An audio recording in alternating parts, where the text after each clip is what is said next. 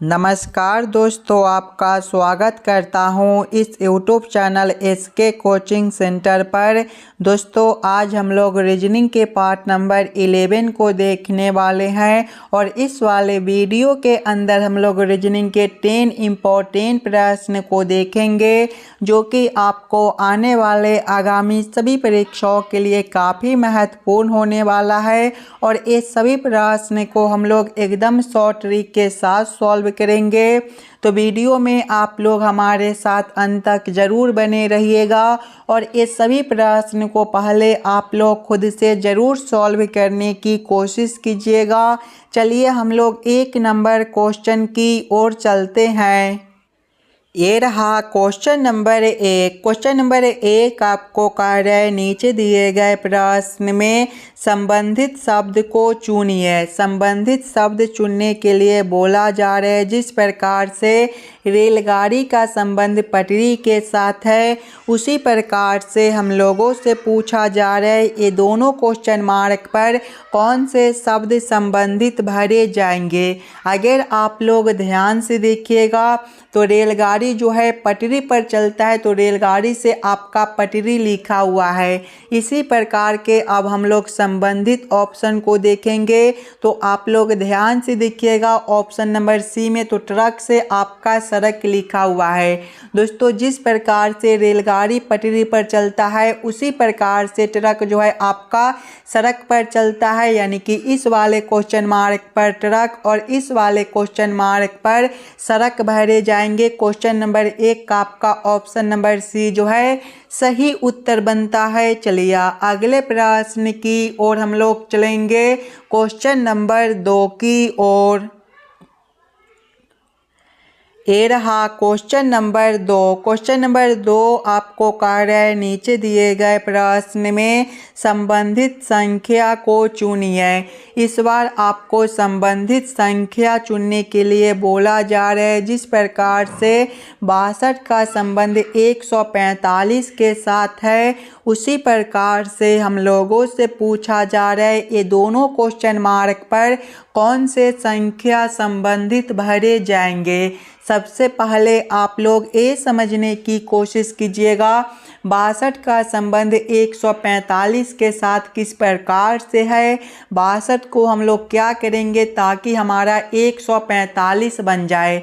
अगर आप लोग ध्यान से देखिएगा 62 को तो 62 क्या है, 62 जो है ये आपका 8 का स्क्वायर माइनस 2 है। और 145 को देखिएगा तो 145 जो है ये आपका 12 का स्क्वायर प्लस 1 है। अगर आप लोग ध्यान से देखिएगा यहाँ पर 8 का स्क्वायर है तो अगला जो है प्लस 4 करके 12 का स्क्वायर कर दिया गया है। यहाँ पर जो है आपका माइनस 2 है और यहाँ पर प्लस 1 है। इसी प्रकार के हम लोग संबंधित ऑप्शन को देखेंगे तो ऑप्शन नंबर बी में देखिएगा 119 से आपका 226 है। दोस्तों, 119 जो होता है ये आपका 11 का स्क्वायर माइनस 2 होता है। यहाँ पर देखिए प्लस 4 है तो आगे भी हम लोग क्या करेंगे प्लस 4 करेंगे। 11 प्लस 4 जो है हमारा 15 हो जाएगा, यानी कि जो अगला जो है 15 का स्क्वायर यहाँ पर प्लस 1 है तो आगे भी प्लस 1 हो जाएगा। 15 का स्क्वायर जो है आपका 225 होता है। 225 प्लस 1 करने पर आपका 226 बनेगा। आगे आपका 226 दिया गया है, यानी कि इस वाले क्वेश्चन मार्क पर जो है आपका 119 भरा जाएगा और इस वाले क्वेश्चन मार्क पर आपका 226 भरा जाएगा। क्वेश्चन नंबर 2 का आपका ऑप्शन नंबर बी जो है सही उत्तर बनता है। चलिए अगले प्रश्न की ओर हम लोग चलेंगे, क्वेश्चन नंबर 3 की ओर। ये रहा क्वेश्चन नंबर 3। क्वेश्चन नंबर 3 आपको कह रहा है लुप्त संख्या ज्ञात करें। यहाँ पर एक क्वेश्चन मार्क दिया गया है। इस वाले क्वेश्चन मार्क पर कौन सा संख्या भरा जाएगा ये हम लोगों से पूछ रहा है। अगर आप लोग ध्यान से देखिएगा प्रश्न को तो इस वाले लाइन से देखिए आपका बड़ा बड़ा संख्या दिया गया है। 23 है, 19 है और क्वेश्चन मार्क है। दोस्तों, जब भी आपको इस प्रकार के मिसिंग नंबर से रिलेटेड प्रश्न देखने को मिले तो ऐसे प्रश्न को पहले आप लोग इस वाले लाइन से सॉल्व करने की कोशिश कीजिएगा। सबसे पहले आप लोग ये समझने की कोशिश कीजिएगा 4, 3 और 5 से हम लोग 23 किस प्रकार से ला सकते हैं। अगर सबसे पहले हम लोग पहला संख्या गुना करते हैं तीसरा संख्या यानी कि 5 गुना 4 करते हैं तो हमारा कितना हो जाएगा 20 हो जाएगा। फिर हम लोग प्लस करेंगे दूसरा संख्या 3 है, 20 + 3 करने पर जो है हमारा 23 बनेगा। नीचे वाला संख्या 23 दिया गया है। यही सेम आगे करेंगे, पहला संख्या गुना करेंगे तीसरा संख्या, पहला संख्या 5 है, तीसरा संख्या 3 है, 5 गुना 3 हमारा 15 हो जाएगा। प्लस करेंगे दूसरा संख्या 4 है, 15 + 4 करने पर जो है हमारा 19 बनेगा। नीचे आपका 19 भी दिया गया है, यानी कि इस वाले प्रश्न को हम लोग इसी प्रकार से सॉल्व कर सकते हैं। तो यही सेम अब हम लोग आगे करेंगे। सबसे पहले पहला संख्या गुना करेंगे तीसरा संख्या, पहला संख्या 6 है, तीसरा संख्या 3 है, 6 गुना 3 जो है हमारा 18 हो जाएगा। फिर हम लोग प्लस करेंगे दूसरा संख्या 2 है, 18 + 2 करने पर जो है हमारा 20 बनेगा। 20 ऑप्शन नंबर सी में दिया गया है, जो कि हमारा सही उत्तर हो जाएगा। इस वाले क्वेश्चन मार्क पर आपका 20 भरा जाएगा। चलिए अगले प्रश्न की ओर हम लोग चलेंगे, क्वेश्चन नंबर 4 की ओर। ये रहा क्वेश्चन नंबर 4। क्वेश्चन नंबर 4 आपको कार्य दी गई आकृति में कितने त्रिभुज है। इस वाले आकृति के अंदर टोटल कितना ट्रायंगल त्रिभुज बनता है, ये हम लोगों से पूछ रहा है। अगर आप लोग ध्यान से देखिएगा तो पहला त्रिभुज ए हो जाएगा, दूसरा त्रिभुज ए हो जाएगा, तीसरा त्रिभुज जो है आपका यहाँ से लेकर यहाँ तक एक बनता है, ये जो है आपका तीसरा हो जाएगा। और चौथा त्रिभुज आपका यहाँ से लेकर यहाँ तक एक बनता है। पांचवें त्रिभुज को देखिएगा तो पांचवा त्रिभुज जो है आपका यहाँ से लेकर यहाँ तक एक हो जाएगा। और छठा त्रिभुज है वो आपका यहाँ से लेकर यहाँ तक एक बनता है, आपका छठा त्रिभुज हो जाएगा। यानी कि इस वाले आकृति के अंदर 6 त्रिभुज बनते हैं। 6 ऑप्शन नंबर बी में दिया गया है, जो कि हमारा सही उत्तर हो जाएगा। चलिए अगले प्रश्न की ओर हम लोग चलेंगे, क्वेश्चन नंबर 5 की ओर। ये रहा क्वेश्चन नंबर 5। क्वेश्चन नंबर 5 जो है ये आपका वेन आरेख वेन डायग्राम से रिलेटेड प्रश्न है। मनुष्य, मूषक और जीव जंतु का किस प्रकार से वेन आरेख वेन डायग्राम बनेगा, ये हम लोगों से पूछ रहे हैं। अगर आप लोग ध्यान से देखिएगा ये सभी शब्दों को, तो देखिए जीव जंतु के अंदर जो है मूषक और मनुष्य दोनों आता है। यानी कि सबसे पहले हम लोग जीव जंतु के लिए एक आरेख बना लेंगे और जीव जंतु के अंदर हम लोग मनुष्य और मूषक दोनों को रखेंगे। लेकिन मनुष्य आपका अलग होता है और मूषक अलग, यानी कि दोनों का आरेख जो है जीव जंतु के अंदर बनेगा लेकिन अलग अलग बनेगा। इस प्रकार का वेन आरेख Venn diagram option number c में दिया गया है, जो कि हमारा सही उत्तर हो जाएगा। चलिए अगले प्रश्न की ओर हम लोग चलेंगे, क्वेश्चन नंबर 6 की ओर। ये रहा क्वेश्चन नंबर 6। क्वेश्चन नंबर 6 जो है ये आपका कथन और निष्कर्ष से रिलेटेड प्रश्न है। और जब भी आपको इस प्रकार के प्रश्न देखने को मिले तो सबसे पहले आप लोग सभी कथन को ध्यान से पढ़िएगा और उस सभी कथन को आप लोग वेन आरेख वेन डायग्राम पर सेट कर लीजिएगा, ताकि प्रश्न को सॉल्व करने और समझने में आपको आसानी हो।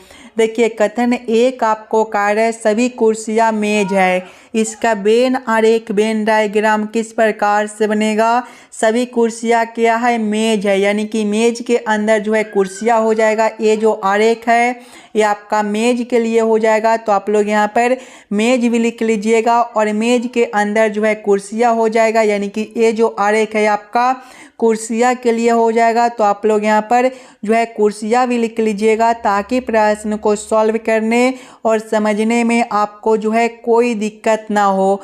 आगे कथन को पढ़िएगा। आगे कथन आपको क्या कह रहा है, कुछ कुर्सियाँ पेंसिल है। कुछ कुर्सियाँ क्या है? पेंसिल है। यानी कि पेंसिल के लिए जो आरेख बनेगा वो कुछ इस प्रकार से हो जाएगा। ये जो आरेख है आपका पेंसिल के लिए हो जाएगा। अब आप लोग इस वाले वेन आरेख वेन डायग्राम के आधार पर निष्कर्ष को सही या फिर गलत कीजिएगा। देखिए निष्कर्ष एक आपको कार्य सभी मेज कुर्सियाँ है। अगर आप लोग ध्यान से देखिएगा तो मेज के लिए आरेख यहाँ पर है और कुर्सियाँ के लिए आरेख यहाँ पर है। दोस्तों मेज के अंदर कुर्सियाँ दिया गया है यानी कि सभी मेज जो है कुर्सियाँ नहीं हो सकता है। ये निष्कर्ष आपका गलत बनता है। निष्कर्ष 2 को देखिएगा, कुछ पेंसिल कुर्सियाँ है। ध्यान से देखिएगा तो पेंसिल के लिए आरेख आपका यहाँ पर है, कुर्सियाँ के लिए आरेख यहाँ पर है। ये दोनों आरेख आपस में कुछ जुड़े हुए हैं यानी कि कुछ पेंसिल जो है कुर्सियाँ हो सकता है। ये निष्कर्ष आपका सही बनता है। केवल निष्कर्ष 2 आपका सही हो जाएगा। ऑप्शन नंबर बी में देखिएगा केवल निष्कर्ष 2 सही है यानी कि क्वेश्चन नंबर 6 का आपका ऑप्शन नंबर बी जो है सही उत्तर बनता है। चलिए अगले प्रश्न की ओर हम लोग चलेंगे, क्वेश्चन नंबर 7 की ओर। ये रहा क्वेश्चन नंबर 7। क्वेश्चन नंबर 7 आपको कार्य निम्नलिखित आकृति में वर्ग नृत्यकियों को दर्शाता है, त्रिभुज भूवैज्ञानिकों को दर्शाता है, वृत्त वस्तुकारों को दर्शाता है और आयत माताओं को दर्शाता है। अक्षरों का कौन सा समूह वस्तुकारों को दर्शाता है जो भूवैज्ञानिक भी है? देखिए प्रश्न आप लोगों से पूछ रहा है अक्षरों का कौन सा समूह वस्तुकारों को दर्शाता है जो भूवैज्ञानिक भी है। यानी कि हम लोगों को वस्तुकार और भूवैज्ञानिक में संबंधित अक्षर को देखना है। दोस्तों वस्तुकार के लिए कौन सा आकृति दिया गया है? तो वृत्त जो है वस्तुकार के लिए दिया गया है। देखिए वृत्त आपका यहाँ से लेकर यहाँ तक दिया गया है। आगे देखिएगा तो भूवैज्ञानिक के लिए कौन सा आकृति दिया गया है? तो भूवैज्ञानिक के लिए जो है त्रिभुज दिया गया है। त्रिभुज जो है आपका यहाँ से लेकर यहाँ तक दिया गया है। कौन सा अक्षर ऐसा है जो ये दोनों आकृति में है? अगर आप लोग ध्यान से देखिएगा तो ए और बी ऐसे अक्षर है जो ये दोनों में दिए गए हैं यानी कि ए और बी जो है आपका सही उत्तर हो जाएगा।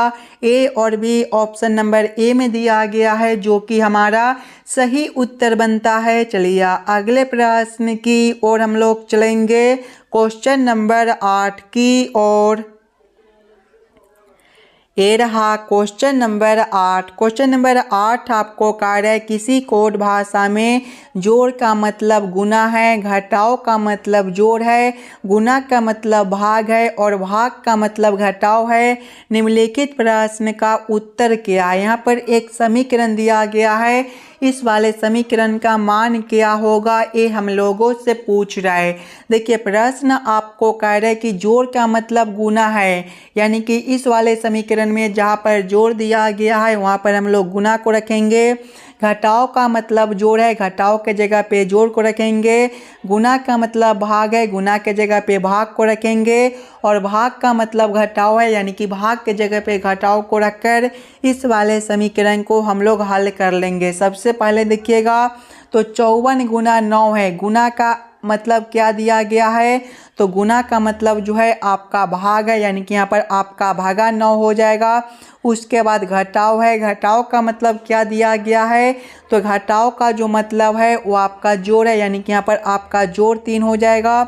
उसके बाद आपका भाग है, भाग का मतलब घटाव है तो यहाँ पर आपका घटाव 4 हो जाएगा। जब इस वाले समीकरण को हल करेंगे तो 54 भागा 9 जो है आपका 6 हो जाएगा। 6 + 3 9 और 9 - 4 करने पर 5 बनेगा। 5 ऑप्शन नंबर बी में दिया गया है जो कि हमारा सही उत्तर बनता है। इस वाले क्वेश्चन मार्क पर आपका 5 भरा जाएगा। चलिए अगले प्रश्न की ओर हम लोग चलेंगे, क्वेश्चन नंबर 9 की ओर। ये रहा क्वेश्चन नंबर 9। क्वेश्चन नंबर 9 आपको कार्य नीचे दिए गए श्रृंखला को पूरा करें। ये जो प्रश्न है ये आपका श्रृंखला सीरीज से रिलेटेड प्रश्न है। एक श्रृंखला सीरीज दिया गया है और यहाँ पर एक क्वेश्चन मार्क है। इस वाले क्वेश्चन मार्क पर कौन सा संख्या भरा जाएगा ये हम लोगों से पूछ रहा है।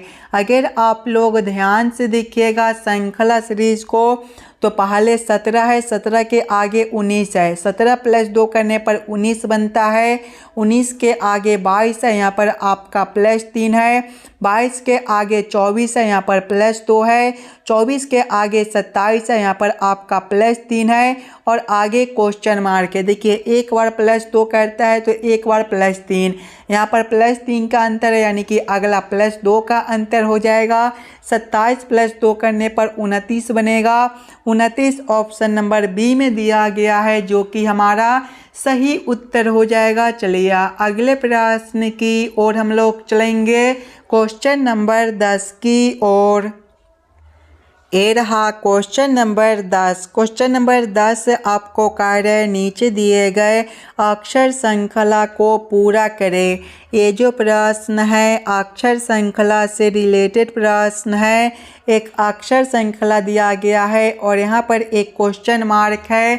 इस वाले क्वेश्चन मार्क पर कौन सा अक्षर भरा जाएगा ये हम लोगों से पूछ रहा है। अगर आप लोग ध्यान से देखिएगा अक्षर श्रृंखला को तो पहले आपका के है। दोस्तों के जो होता है ABCD के क्रम में 11वें नंबर पर होता है, के आगे जे है, जे 10वें नंबर पर होता है, जे के आगे एल है, एल 12वें नंबर पर होता है, आगे आई है, आई 9वें नंबर पर होता है, आगे आपका एम है, एम जो है ये 13वें नंबर पर होता है और आगे आपका क्वेश्चन मार्क है। अगर आप लोग ध्यान से देखिएगा तो 11 है, 10 है, 12 है। अगर हम लोग 11 से एक संख्या छोड़कर देखते हैं तो आपका 12 है, यहाँ पर +1 है।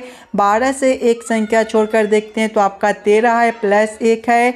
उसी प्रकार से जब हम लोग 10 से एक संख्या छोड़कर देखते हैं तो आपका 9 है, -1 है और आगे आपका क्वेश्चन मार्क है। नीचे देखिए +1 +1, ऊपर -1 है यानी कि अगला भी -1 हो जाएगा। 9 - 1 करने पर आपका 8 बनेगा। दोस्तों ABCD के क्रम में 8वें नंबर पर आपका H होता है यानी कि इस वाले क्वेश्चन मार्क पर आपका H भरा जाएगा। आशा करता हूँ आप लोग सभी प्रश्न को बढ़िया से समझ गए होंगे। अगर आपको किसी भी प्रश्न में कहीं पर भी कोई दिक्कत हो तो हमें ज़रूर कमेंट करके बतलाइएगा। चलिए हम लोग मिलते हैं आपसे अगले वीडियो में।